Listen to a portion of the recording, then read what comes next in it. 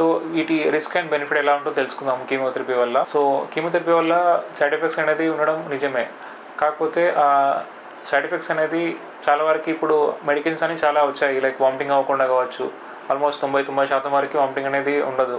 Hair loss తగ్గించడం కావచ్చు, weakness తగ్గడం కావచ్చు, కణాలు తగ్గకుండా కొన్ని ఇంజెక్షన్స్ రావచ్చు. సో ఇలా చాలా వరకు సపోర్టివ్ కేర్ అనేది చాలా ఇంప్రూవ్ అయింది అప్పటికి ఇప్పటికి. చాలామంది కీమోథెరపీ అనేది భయపడుతూ ఉంటారు, సైడ్ ఎఫెక్ట్స్ వల్ల తీసుకోలేకపోతారు.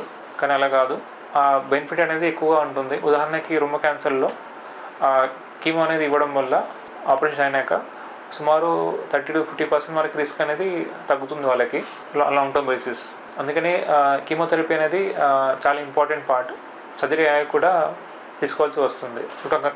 సో టు కంక్లూడ్, లోకలైజ్ డిజీస్లో సర్జరీ అనేది చాలా ఇంపార్టెంట్ రోల్ ప్లే చేస్తుంది. అలాగే దాంతోపాటు కీమోథెరపీ కూడా చాలా ఇంపార్టెంట్ రోల్ కూడా ప్లే చేస్తుంది. ఎందుకంటే మనకి కొన్ని కంటి కనపడని కణాలను కూడా చంపుతుంది. వీటి వల్ల రిస్క్ అనేది తగ్గే ఛాన్స్ ఉంటుంది.